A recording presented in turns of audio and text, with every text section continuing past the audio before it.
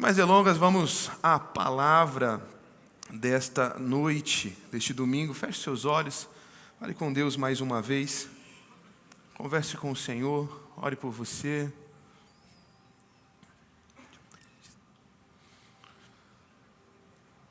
Ore pela pessoa que está do teu lado, para que nada tire a atenção dela, nada tire a tua atenção. Ore por mim, para que eu tão somente seja um canal, um porta-voz das boas notícias do Senhor Jesus Cristo. Espírito Santo de Deus, nós te adoramos, nós levantamos o teu nome em adoração e nesta noite, neste domingo especial, nós te agradecemos pela tua bondade, nós te agradecemos porque o Senhor tem nos abençoado e desde a manhã tantas coisas extraordinárias aqui aconteceram. Senhor, decisões radicais foram tomadas, pessoas foram transformadas de dentro para fora. E eu peço agora, faz de novo, Jesus. Faz de novo, Espírito de Deus, vem com poder, vem com transformação. Nós tributamos ao Senhor, nós entregamos como louvor e como adoração ao Senhor a nossa atenção total. Não estaremos com atenção dividida, a nossa não movimentação nesse local. Aos meus irmãos do campus online também, eles agora param tudo que estão fazendo, não ficam com outras abas do computador, do celular aberto, para poderem focar a atenção única e exclusiva à tua palavra. Que o teu nome, que o Evangelho seja anunciado nesta noite, proclamado nesta noite, e possa produzir transformação em nós, e que através de nós também este Evangelho cresça e avance. Oramos cheios de expectativa e fé, confiantes naquilo que o Senhor fará. Obrigado, Jesus. Amém e amém. Aplauda Jesus mais uma vez.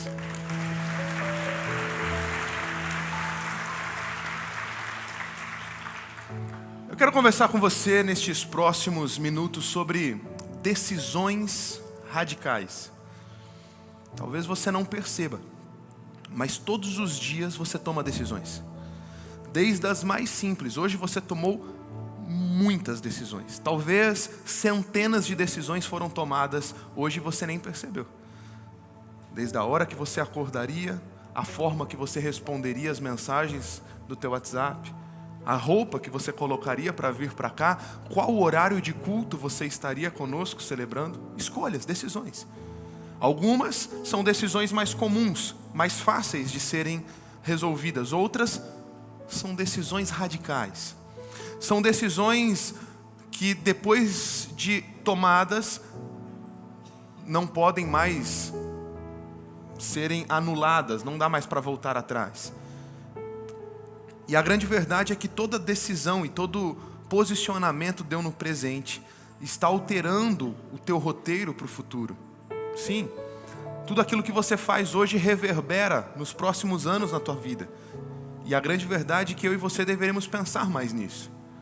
Sim, aquilo que fazemos hoje, podemos espernear, chorar, falar que eu não quero mais, que não era isso que eu queria. Não importa, é o que eu acabei de dizer há pouco com vocês sobre o semeando. É a lei do plantio e da colheita. Aquilo que você planta, você plantar é uma decisão. E decisões são feitas através de plantio. E depois que você faz, agora você está sujeito às consequências dessa decisão. Ou seja, você está sujeito à colheita daquilo que você mesmo plantou. Portanto, decisões são um assunto que deveríamos pensar mais. Por isso, decisões radicais. Inclusive, no meio da tua jornada, por mais que por anos, por muito tempo, você tomou decisões equivocadas. Eu olho para a palavra de Deus, eu olho para a história, eu olho para a trajetória de tantos homens e mulheres aí que marcaram o mundo de alguma maneira. E eu percebo que se em algum momento da tua trajetória você se posicionar, entender que o caminho não estava legal, você recalcular a rota e tomar decisões radicais, você pode também alterar totalmente o rumo das tuas escolhas e o rumo da onde você está caminhando. É óbvio que, como disse há pouco, aquilo que você planta, você colhe. Então talvez algumas colheitas ainda estejam por vir. Mas a pergunta é, quando essas colheitas acabarem, o que você está plantando hoje para a próxima estação? Faz sentido o que eu estou falando? Por isso, o meu encorajamento a você nesta noite é que você faça uma autoavaliação de quais são as decisões que têm norteado os teus dias e como isso está escrevendo o roteiro da tua vida. Como isso está escrevendo o roteiro do legado que você vai deixar para a tua família e para as próximas gerações. Você já deve ter ouvido falar de Alfred Nobel. Ele foi o inventor da dinamite, algo que no início tinha um objetivo muito nobre. Ele queria que as dinamites fossem usadas nas construções de estrada. Mas o ser humano mau, da forma que é, por essência, porque o pecado entrou no mundo, e desde que entrou no mundo, o mundo caminha da ordem para a desordem, da beleza para o caos. Então, as pessoas pegam aquelas dinamites que foram criadas, idealizadas para a construção de estradas e começam a usar nas guerras. E as dinamites se tornam arma fundamental em muitas batalhas e guerras. Então, certa vez o seu irmão morre, o irmão de Alfred Nobel, e quando o seu irmão morreu, houve uma confusão num jornal francês, e esse jornal havia, talvez até pela falta de tecnologia à época e a velocidade das informações, ele cometeu uma gafe, ele cometeu um equívoco, e o equívoco era, ele pensou que era Alfred que tinha morrido e não seu irmão, e a manchete do dia da morte daquele irmão era: morre o mercador da morte. E quando Alfred ele olha aquela notícia, aquela manchete no jornal, aquilo traz uma angústia no coração, porque ele percebe como ele estava sendo conhecido diante do mundo, como que ele estava sendo conhecido diante da sociedade. E para mudar essa narrativa, ele assinou então o seu famoso testamento em 1895. Esse testamento, ele foi assinado um ano agora antes da sua real morte. Ele deixava neste testamento a maior parte da sua imensa fortuna para financiar prêmios anuais para aqueles que conferissem o maior benefício à humanidade nas áreas de física, química, fisiologia, medicina, literatura e paz. E a partir dessa decisão tomada por ele, o seu legado de mercador da morte é totalmente transformado. Uma decisão no seu presente que afeta diretamente o seu futuro, e ele deixa então um legado de paz. Você já deve ter ouvido falar no Prêmio Nobel da Paz, criado através desta premiação, através da fortuna de Alfred Nobel, que um dia decidiu mudar toda a sua trajetória e toda a construção daquilo que as pessoas pensavam acerca dele, através de uma atitude. John Maxwell ele diz que o sucesso é o que você faz para si mesmo, mas o legado é o que você deixa para os outros. Nobel trocou o sucesso financeiro por um legado eterno, e algumas coisas precisam ser pensadas por nós.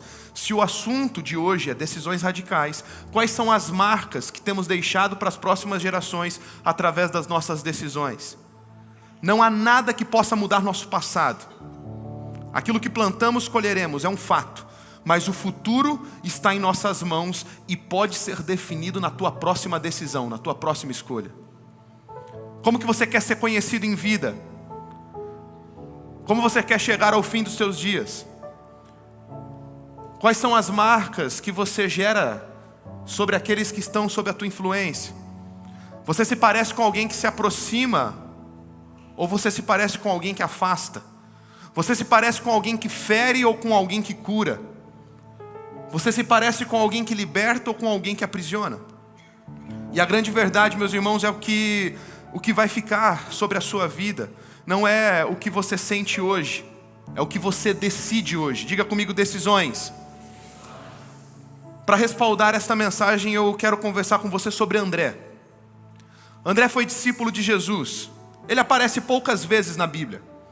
Você vai ver poucas passagens bíblicas ensinando sobre ele, falando sobre a sua trajetória. Eu vou falar com você hoje sobre a biografia de alguém que não é tão famoso, que não é tão estudado quanto outros personagens bíblicos.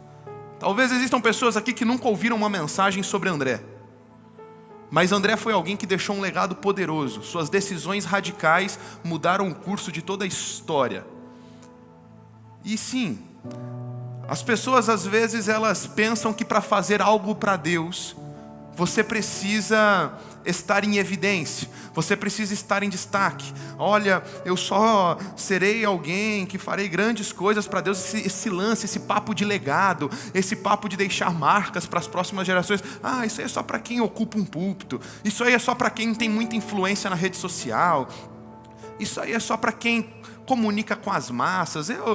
Pastor, nem Instagram eu tenho.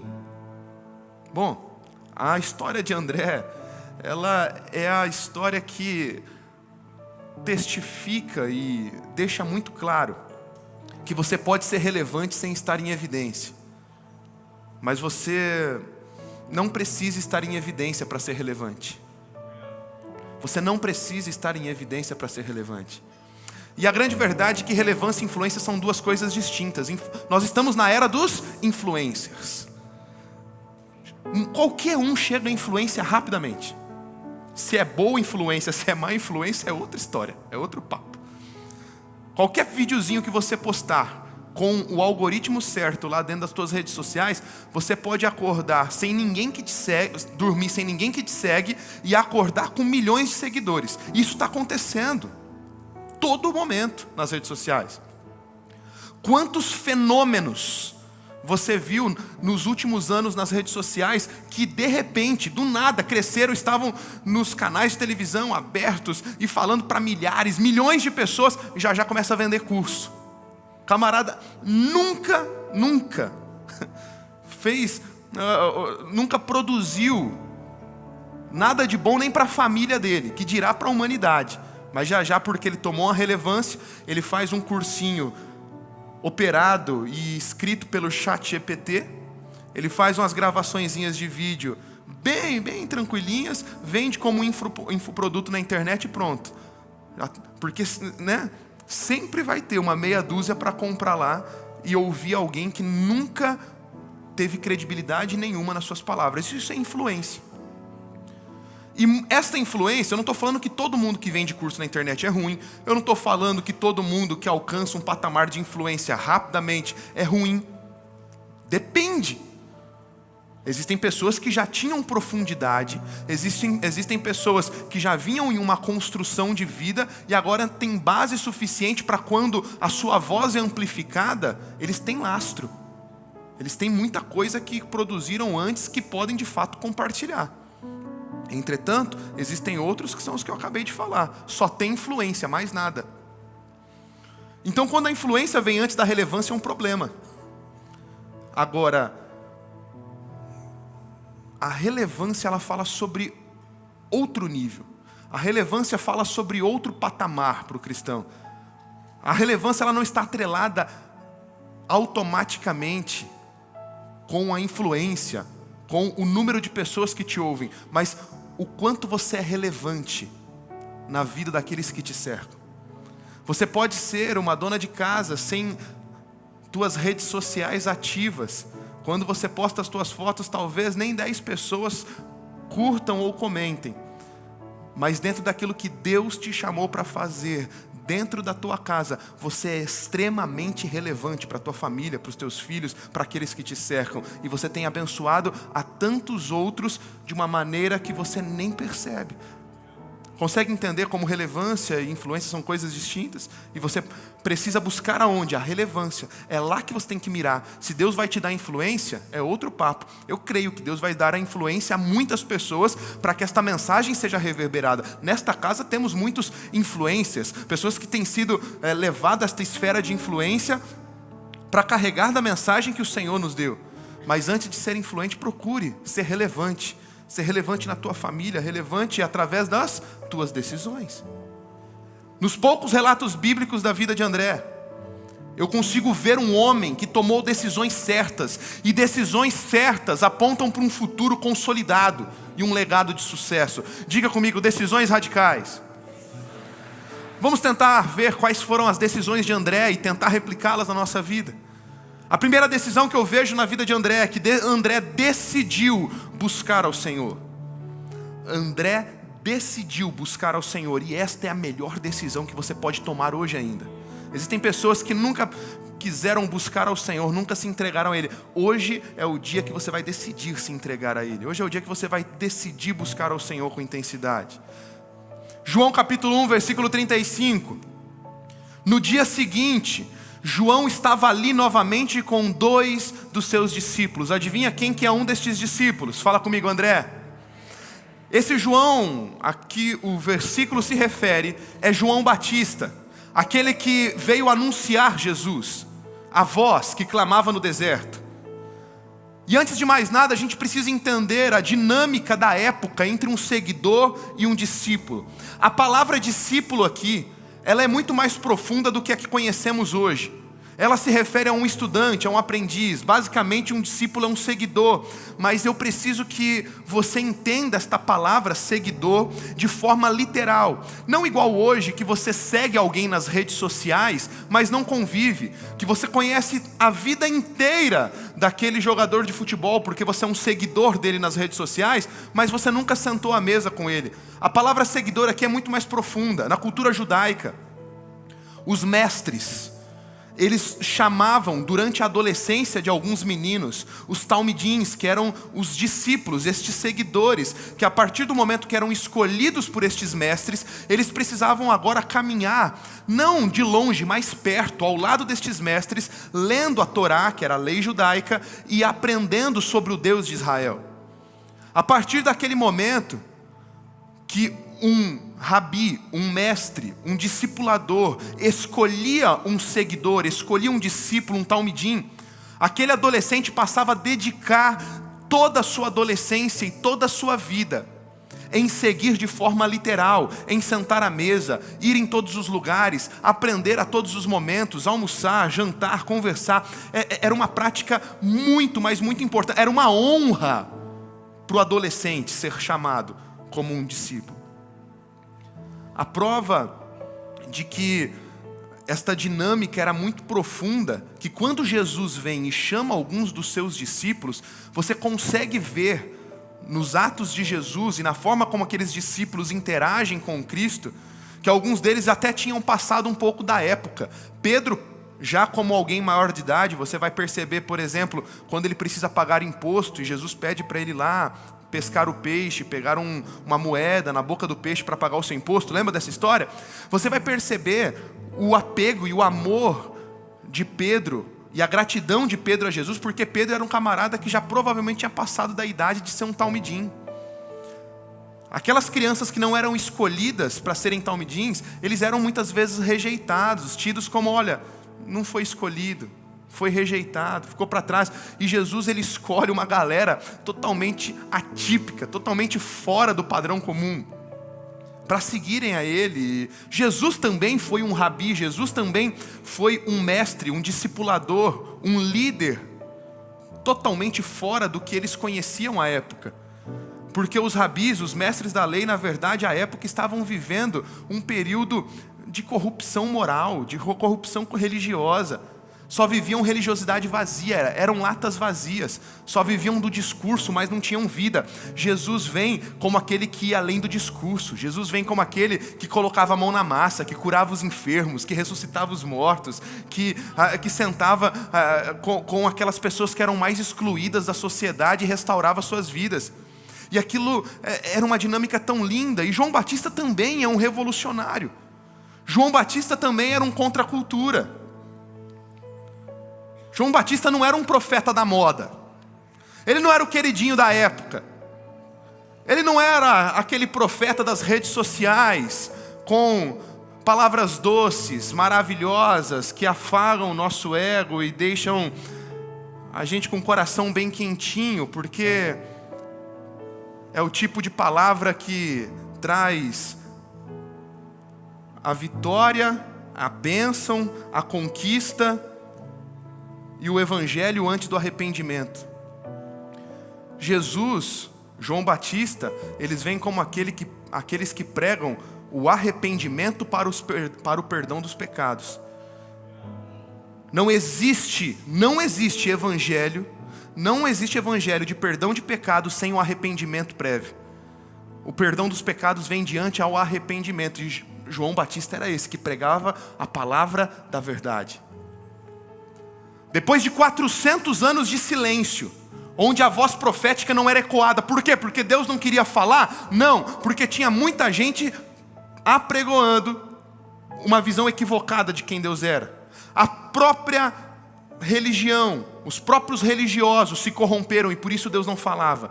E surge um doido, João Batista. Onde que João pregava? Não era nas grandes catedrais, não era nos palcos religiosos. João Batista pregava no deserto, no calor de 50 graus, sem teto, nem paredes. João comia gafanhotos e a sua pregação não era baseada em métodos ou na teologia da prosperidade. A mensagem de João Batista era sobre arrependimento. O arrependimento que pode levar as pessoas a um verdadeiro encontro com o Messias, que poderia levar as pessoas a um verdadeiro encontro com o Deus que está disposto a trazer restauração. João chamava os religiosos da época de raça de víboras.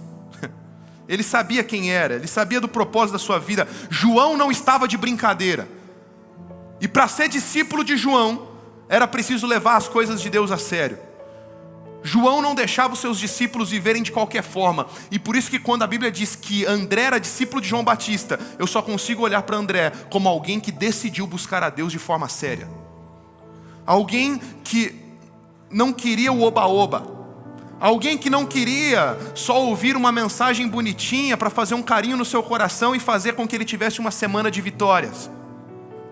Alguém que queria um relacionamento real com Deus. Isso não foi uma dificuldade para André, porque a prioridade dele era buscar o Senhor. André se cercou da melhor influência que havia na época, João Batista. Você já ouviu certamente que somos a média das 5 pessoas que mais andamos. E aí surge uma questão. As nossas mesas refletem a decisão de alguém que decidiu buscar o Senhor? Se eu te perguntar quais são as 5 pessoas que te cercam, que mais influenciam a tua vida, esta mesa vai apontar diretamente para alguém que decidiu de forma radical buscar o Senhor? A gente precisa falar mais sobre isso, igreja. Porque nós estamos vivendo uma era de romantização da unidade. Isso aqui é sério. Ei, olha aqui para mim. Não romantize unidade. Unidade é importante, mas plena comunhão não se dá com todo mundo. Quando você tenta fazer isso, você está tentando fazer algo impraticável, trazendo um peso desnecessário, exaustão. Eu vejo gente exausto dentro da igreja, porque está tentando praticar o impraticável, ter unidade com todo mundo. Quando Jesus fala sobre unidade, Ele está falando de uma unidade que está relacionada à identidade. E isso não se compartilha com todos. Respeite a todo mundo, ame todo mundo, seja educado com todo mundo, mas plena comunhão só se compartilha com quem usufrui do mesmo destino profético que você. Olha aqui para mim, presta atenção.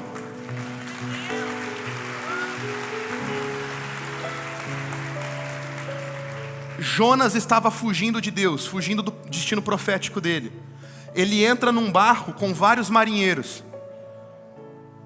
Aqueles marinheiros não conheciam Jonas, mas compartilham de unidade agora com ele. Resumo da ópera: Deus manda uma tempestade por conta de quem? Dos marinheiros ou por conta de Jonas? Mas a tempestade pegou quem? Todo mundo. Quando você traz para o barco da tua vida pessoas que não compartilham do mesmo destino profético que você passa a participar da colheita deles mesmo sem querer. Sente na mesa de todo mundo. É o que Jesus fazia. Ele sentava na mesa dos mais rejeitados. Mas na tua mesa só há espaço para quem compartilha do mesmo destino profético que você. Sente na mesa de todo mundo. Não exclua ninguém.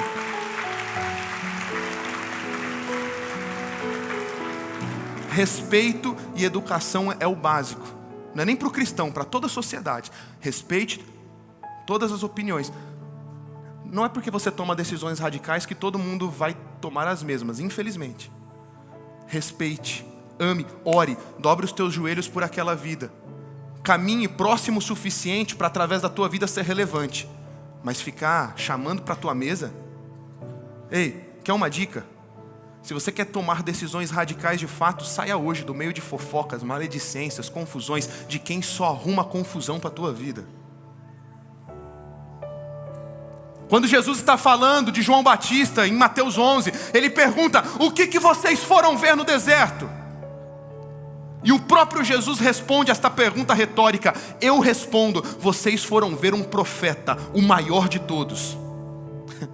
Sabe o que Jesus está dizendo? O que vocês foram fazer naquela mesa? Vocês foram encontrar com a voz de Deus, porque lá havia um homem que reverberava a voz de Deus. Se eu te perguntasse, o que você está fazendo nessa mesa? O que as pessoas que te cercam estão fazendo na tua mesa? O que você responderia? Jesus responde por eles: vocês foram no deserto, porque lá tinha alguém que decidiu buscar a Deus de forma radical. André decidiu andar com João, porque João era radical. Radical vem da raiz de ser original, voltar à origem. Alguém que tinha raízes em Deus. André foi atrás da raiz, onde Deus se movia. Ele não queria nada que não apontasse para Deus. Com quem que você está andando? Quais são os seus principais amigos? Eles te aproximam ou te afastam de Deus? E vamos inverter a pergunta: que tipo de amigo você está sendo para aqueles que te cercam? Alguém que aponta para Jesus? Alguém que decidiu radicalmente viver em seriedade com Ele? Gente, viver com Jesus é coisa séria. Eu sei que é básico falar sobre isso, mas nos tempos que estamos vivendo, se faz necessário ficar martelando sobre isso. Evangelho é coisa séria, não é brincadeira. Nós não estamos brincando de ser igreja. Nós não estamos brincando de ser crentes. Nós não estamos brincando de ser cristão. Sabe o que é cristão? Não existe a palavra cristão dentro do vocabulário de Jesus. Não foi Jesus que se autodenominou cristão, que fez. Não foi a igreja primitiva que se autodenominou cristão. Não. Quem denominou a igreja primitiva de cristãos foram aqueles que os cercavam, que olhavam para a igreja e chamou eles de cristãos porque eram pequenos cristos. As pessoas precisam olhar para nós e ver a mesma postura ilibada e o caráter de Cristo aprovado em nós. Decisões radicais. Decisões radicais, igreja. Chega da superficialidade. Eu vou falar mais sobre isso ainda hoje. André decidiu mudar de nível. Essa é a segunda decisão de André: mudar de nível. Olha só o que acontece em João, capítulo 1, versículo 35 ao 37. No dia seguinte, João estava ali novamente com 2 dos seus discípulos. Quando viu Jesus passando, disse: vejam, é o Cordeiro de Deus. Ouvindo dizer isto, os 2 discípulos seguiram a Jesus. Ei, olha aqui para mim. André, íntimo de João. André andava com João. André compartilhava de mesa com João. Mas quando Jesus passa, ele não tem dúvidas. Era hora de mudar de nível. Talvez alguns românticos demais sobre a unidade e sobre o relacionamento podem pensar: olha que André traíra. Olha que André aproveitador. Andou até agora com João, João serviu. Jesus passou, ele mudou. Não foi uma quebra de aliança. André já vinha sendo pastoreado por João Batista há muito tempo e ministrado sobre um Cristo que viria. Quando Cristo passou, o próprio João apontou: eis o Cordeiro de Deus. E André não teve dúvidas que na hora de passar de nível, ele precisava abrir mão daquilo que foi bom até agora para buscar aquilo que ainda seria melhor para a sua vida. Às vezes nos apegamos demais àquilo que foi bom. O saudosismo nos mata. Porque aquilo que sempre deu certo, aquilo que sempre foi bom, aquilo que sempre foi gostoso, é o maior inimigo das grandes coisas novas que o Senhor quer descortinar diante dos nossos olhos. E isso se dá inclusive nas mesas. Meu irmão, eu não estou falando de ingratidão. Gratidão nós teremos para sempre pelas pessoas que marcaram a nossa trajetória. Mas é um engano enorme você pensar que as mesmas pessoas que estavam contigo no início da tua jornada, todas elas vão terminar contigo o final da tua jornada. Algumas talvez sim, outras talvez não. Mantenha a gratidão no teu coração por aquele tempo que você viveu. Eu vejo um mimimi acontecendo, sabe?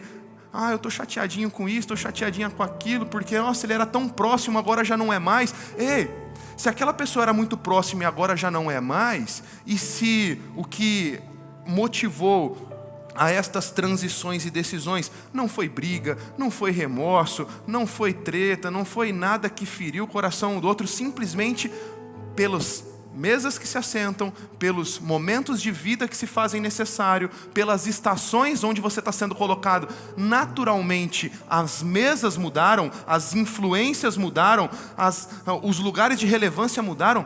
Dê glória a Deus, agradeça por aquele tempo que foi lindo e siga a tua próxima estação, porque para cada estação Deus vai colocar pessoas de Deus no teu lugar para te pastorear, para te avançar, para te fazer avançar, para cuidar de você.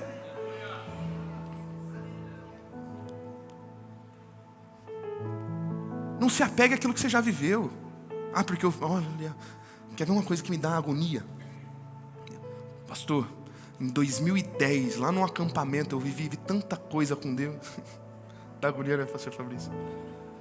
Em 2010, nossa, eu vivi umas experiências com Deus. Isso aí que esses meninos hoje estão vivendo, os adolescentes aí, nossa, eu vivi, experiências muito mais profundas. Por que não está vivendo hoje algo além? Por que tudo que você faz hoje é colecionar mesas antigas, experiências antigas, moveres antigos? Cadê o novo de Deus na tua vida? Decida mudar de nível. Deixa a sua zona de conforto para crescer. Há pessoas que não avançam, não mudam de vida, insistem sempre nos mesmos erros, não passam pelos processos, não se movem. André se movia, ele deixa João Batista não com falta de gratidão, mas ele deixa João Batista para caminhar, não agora com a voz, mas agora ele deixa João Batista para caminhar com Jesus, o Cristo, aquele a quem João anunciou. Ele passou de fase, ele aumentou o nível. Deus quer que avancemos, 2 Pedro 3,18. Cresçam, porém, na graça e no conhecimento do nosso Senhor e Salvador Jesus Cristo, e a Ele seja glória agora e para sempre, amém. Vamos crescer, vamos avançar. Quando Jesus chamou os seus primeiros discípulos, entre eles André, esses talvez não compreendessem para onde Cristo os levaria, o impacto que isso teria em suas vidas, mas eles sabiam que seguir significava literalmente seguir.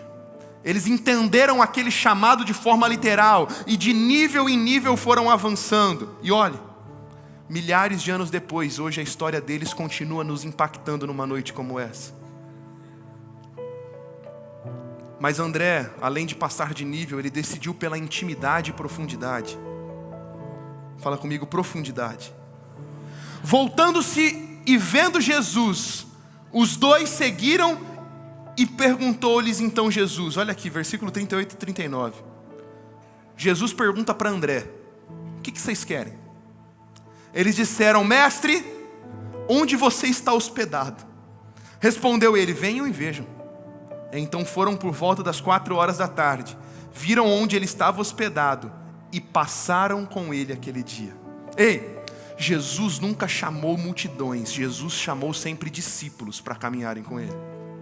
Ei, havia um espaço claro no ministério de Jesus para as multidões. Jesus não desprezava as multidões. Como eu disse, Jesus sentava em qualquer mesa que o chamavam para ser alguém relevante. Estou certo? Jesus ia atrás das pessoas mais esquecidas da sociedade. Se não houvesse lugar para as multidões, Jesus nem operava milagres, mas Jesus operou milagre em meio às multidões. Mas para a mesa dele, ele chamava só alguns. E foi o caso de André. Ele chama André e André fala assim, Jesus, já que o Senhor está me chamando, eu vou te seguir de forma literal. Onde que o Senhor está morando? Onde que o Senhor dorme? O que o Senhor faz? Para onde o Senhor caminha? Porque para mim não serve ficar na superficialidade da multidão. Eu quero entrar em um relacionamento de intimidade contigo. Ei, existem multidões que passam aqui todo domingo.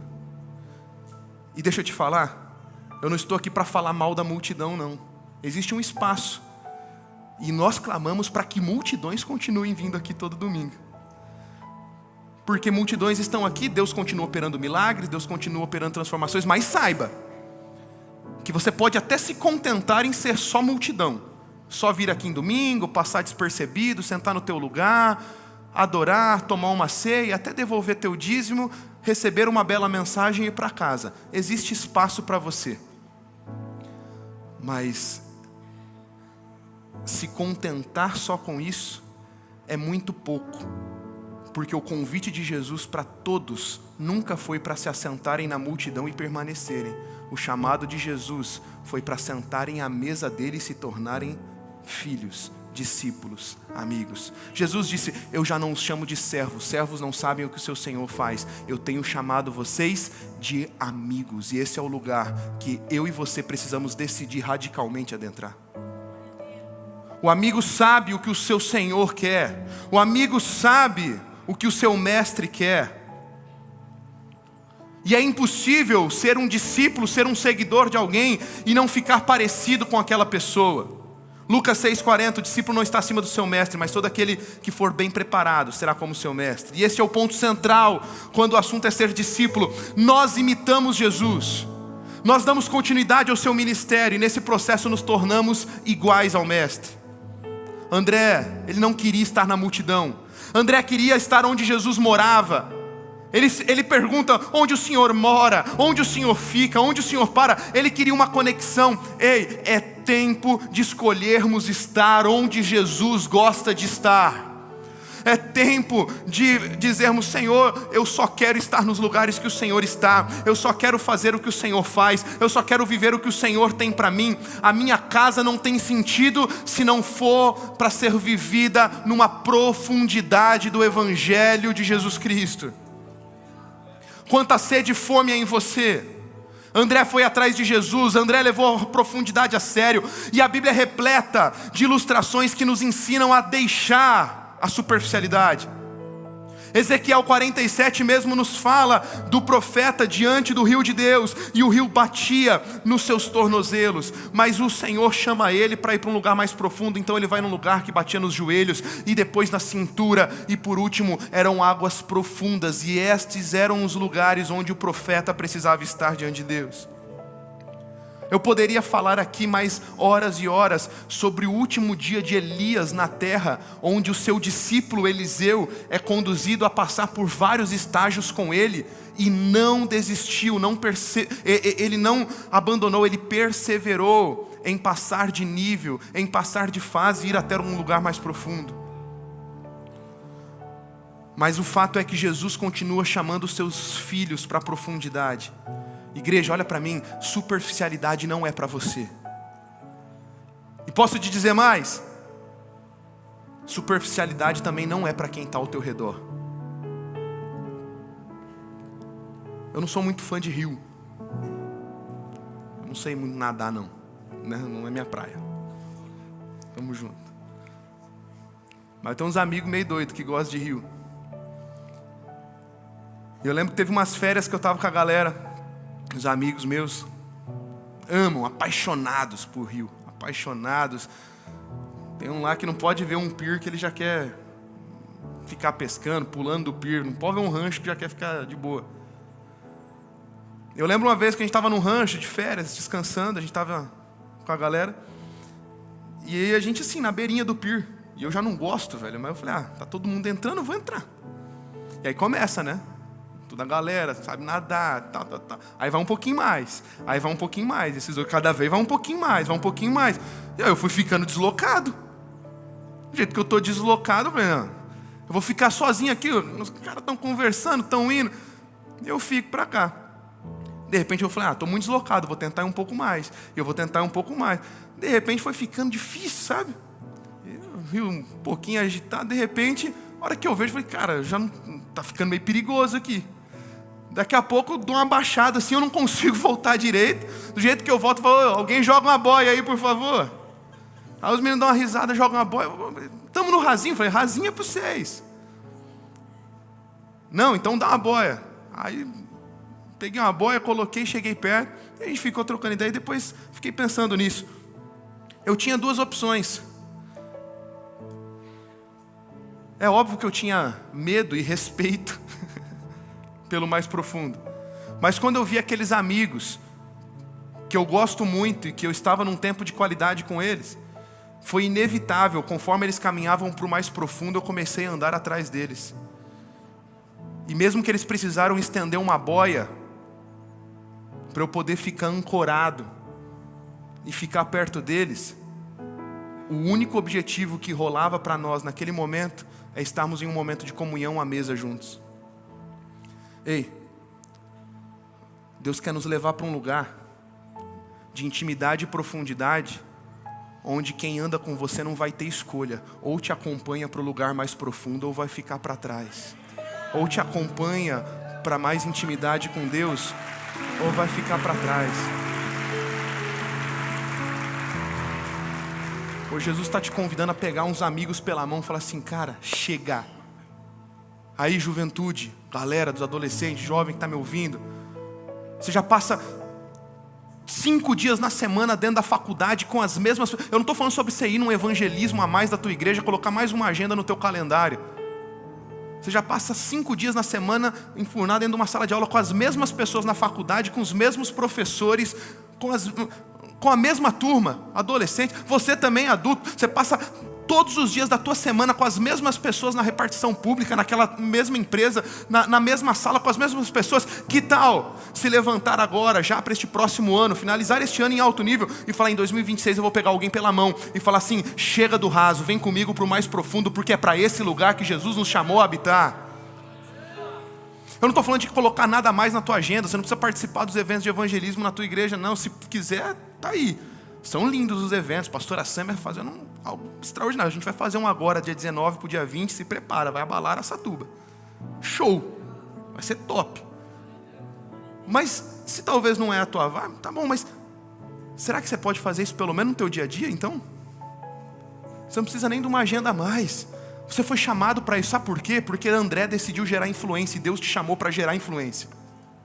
Esse é o último ponto, André decidiu gerar influência. Olha só, João capítulo 1, versículo 40 e 41. Depois que André perguntou o endereço de Jesus, olha só, André era irmão de Pedro. O Pedrão, esse você conhece.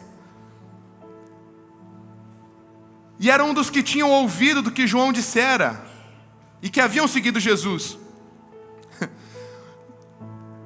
Lembra que eu falei que você não precisa ser conhecido para ser relevante? O Pedro você conhece, não conhece? Conhece o Pedro ou não conhece? Esse é muito mais conhecido na Bíblia. Mas olha quem que foi falar de Jesus para o Pedro. André, irmão de Simão Pedro. Era um dos que tinham ouvido do que João dissera e haviam seguido Jesus. E o primeiro que ele encontrou foi Simão, seu irmão. E ele disse: Pedro, achamos o Messias. Ei, André sai da presença de Jesus. Ele acha Simão Pedro. E ao se encontrar com Simão, ele faz uma pregação enorme, cheia de pontos lindos, teologicamente embasada. Olha só que pregação linda. Pedro, encontramos o Cristo. Tem gente que acha que para fazer esse processo de discipulado, de cuidado, de evangelismo, você precisa ser bacharel em teologia, você precisa ser um gestor, você precisa ser alguém com muita profundidade bíblica e teológica. Ei, qual que é a mensagem mais preciosa da humanidade? A mensagem é: eu encontrei o Cristo, eu encontrei Jesus, Ele transformou a minha história, eu encontrei Ele, a minha vida não é mais a mesma. Pedro, vem que você precisa conhecê-lo também. Teve um pastor aí essa semana, sempre que ele está mais fraquinho nas redes sociais, ele solta uma polêmica dessa. Não dá nem para ficar dando muito ibope. Você deve ter visto.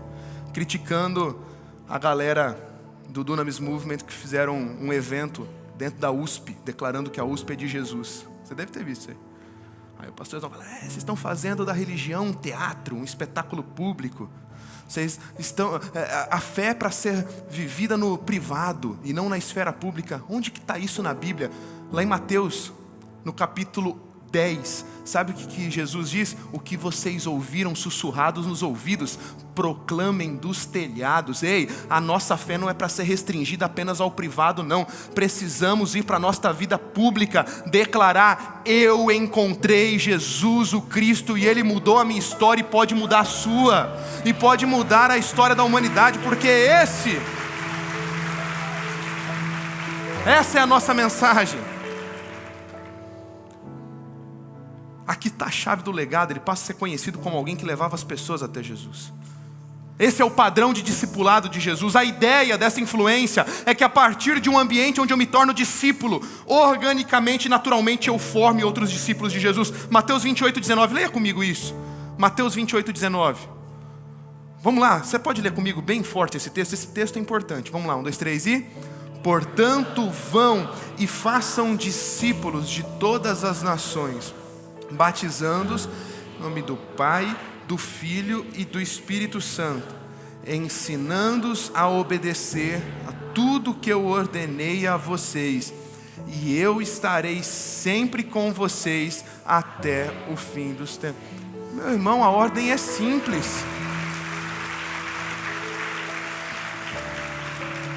Qual que é a ordem? Vão e chamem para a igreja, vão e convidem para a conferência, vão e sejam bons vizinhos. Ei, tudo isso aí faz parte. Mas a ordem é vão e façam. E como que se faz discípulos? Ele mesmo ensina. Ensinando-os a obedecer a tudo que eu tenho ordenado. É difícil isso? É e não é. Não é complexo, mas também não é fácil. Porque envolve você tomar a decisão radical de obedecê-lo. E assim como você obedece Jesus, você ensina outras pessoas também a obedecer. Fazer somente isso, o que é isso? Fazer somente a evangelização padrão? Apenas convidar as pessoas para vir para uma igreja? É parte da missão. Mas a outra parte é discipulá-las, ensiná-las a obedecer o que Cristo ordenou, pegá-las pela mão e levá-las para o mais profundo. Agora, como que eu faço isso? Pessoal do backstage, me ajuda aqui. Quem está com a bolinha aí? Vou matar logo essa curiosidade de vocês estão com a bolinha desde o começo. Vai ser rápido, hein? Quem demorar mais que 2 segundos já perdeu. Não pode ficar mirando muito, não. E se acertar no pastor também, tá errado, tá em pecado. Ó, eu vou contar até 2. Vocês vão ter 2 segundos para, sem mirar, da forma que vocês pegarem, vocês vão jogar essa bolinha e vocês vão acertar aqui dentro. Beleza? Vamos lá. Só tem 2 segundos. Falei que eu fui fazer com os adolescentes essa semana. Aí teve uns espertinhos que esperou todo mundo jogar e depois foi. Eu falei assim, já perdeu, porque o combinado é 2 segundos. É a gente pegar e jogar. Fechou? Então vamos lá, 1, 2, 3 e 1, 2, vai.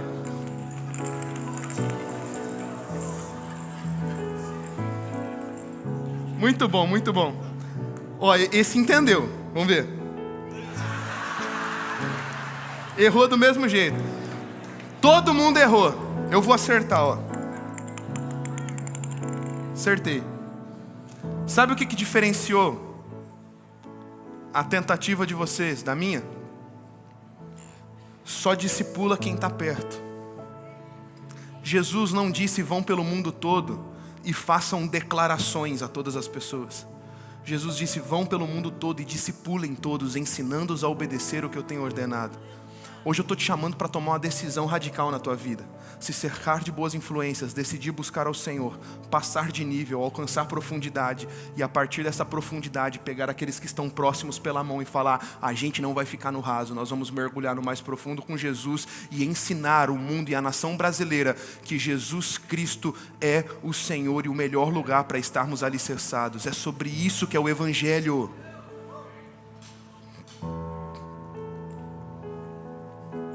As decisões de André fizeram dele uma ponte até Jesus.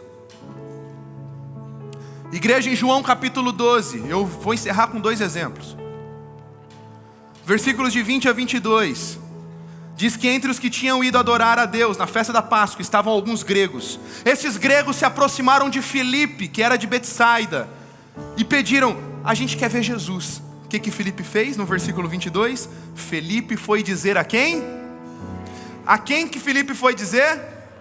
É como se Filipe dissesse, olha, você quer conhecer Jesus? Espera aí, eu tenho um especialista. Eu vou chamar André, esse é um especialista em conduzir as pessoas a Jesus. André se tornou ponte para o milagre. Quem que conhece o milagre da multiplicação dos 5 pães e 2 peixes? Todo mundo conhece essa história. Jesus estava diante de mais de 20.000 pessoas. A multidão estava com fome. Jesus fala, o que nós vamos fazer para alimentar essa multidão? Filipe disse 200 denários não comprariam pão suficiente para eles, mas a Bíblia diz que outro discípulo, quem que era esse discípulo? André, irmão de Simão Pedro, tomou a palavra e disse: Jesus, aqui está um rapaz com 5 pães e 2 peixes. André é aquele que aproximava as pessoas do milagre. André é aquele que pegava as pessoas e conduzia elas até Jesus, para que então vivenciassem o seu milagre. Quantas pessoas você encaminhou, pegou pela mão e trouxe até Jesus para que elas vivessem o seu milagre? Quantas pessoas que estão precisando de multiplicação, quantas pessoas que estão precisando de cura, de transformação, que você fez assim como André fez com aquele menino: vem aqui, menino, porque eu tenho alguém que pega esses 5 pães e 2 peixes seus e transforma em alimento para mais de 20 mil pessoas. André foi uma ponte, e esse é o nosso propósito. Atrás de quem você precisa ir? Quem você tem que encontrar? O que você precisa falar? Quais são as decisões que você precisa tomar hoje? O que você está deixando de legado para as próximas gerações? Hoje a gente precisa tomar algumas decisões radicais, igreja. Hoje a gente precisa decidir ser uma ponte definitiva de Jesus para com a cidade de Araçatuba, Birigui, região e o Brasil. Nós precisamos anunciar: achamos o Cristo, Ele mudou a minha vida e Ele vai transformar a nossa nação. Fique em pé no seu lugar.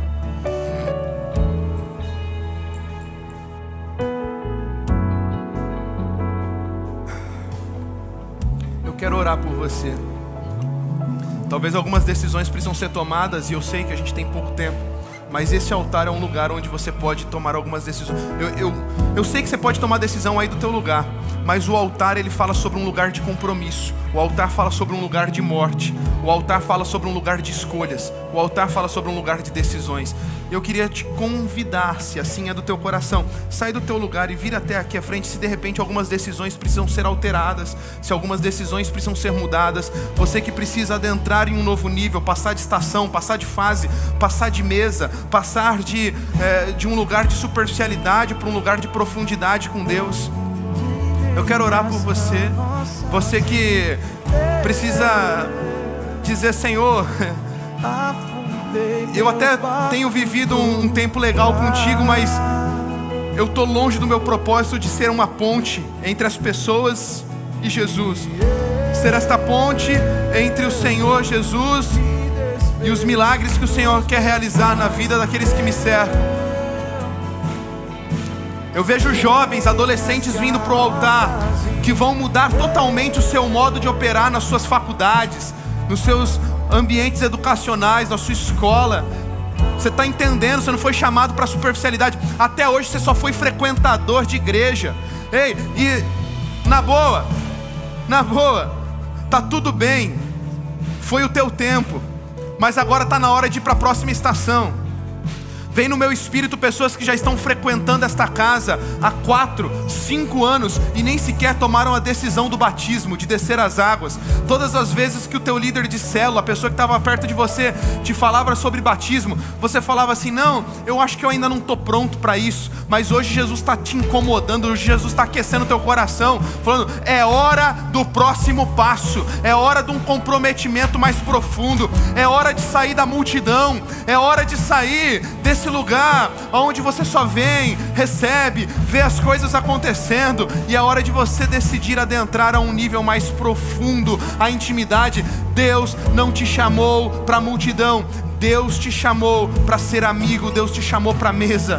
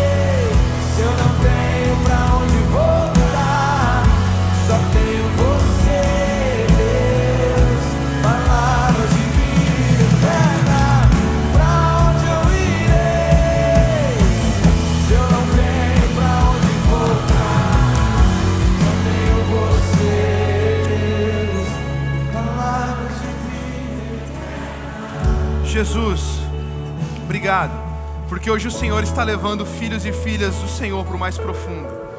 Obrigado porque muitas decisões radicais estão sendo tomadas nesta casa. Decisões radicais que apontam para um futuro de paz, esperança, um futuro de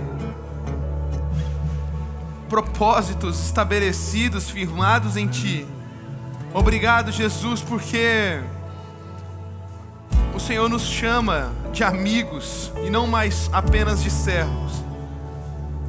E Deus, é esse lugar que nós queremos estar.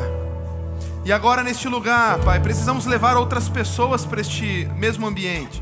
E agora mesmo o Senhor está colocando no coração dos Teus filhos tantas pessoas que o cercam, que precisam se encontrar com o Senhor. E eles serão a ponte para este milagre.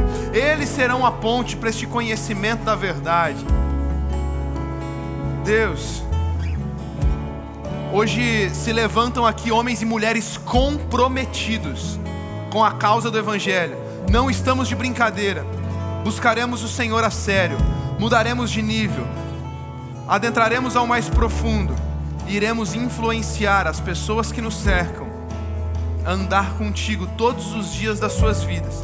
Deus, hoje aqueles que estão entregando a sua vida ao Senhor pela primeira vez, tomando a decisão mais radical de todas, de entregar suas vidas, receba a vida deles como oferta no teu altar. Que a partir de hoje, através do arrependimento, encontrem o perdão dos pecados e vivam uma nova história, uma nova trajetória contigo, até que o Senhor venha. Porque declaramos que se o Senhor está escrevendo uma linda história, através da história, nós queremos fazer parte dela. Viveremos todos os dias para glorificar o teu nome. Viveremos todos os dias para a tua glória. Nos coloque nesta lista de transformadores. Queremos fazer parte desta revolução que vai curar as nações e espalhar a todos os cantos dessa terra que Jesus Cristo é Senhor, para a glória de Deus o Pai.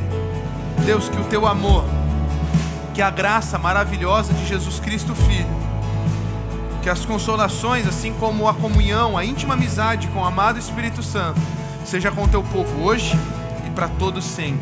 Nós oramos assim com expectativa e fé. Amém, amém e amém. Deus te abençoe. Seja uma ponte até Jesus esta semana. Deus te abençoe.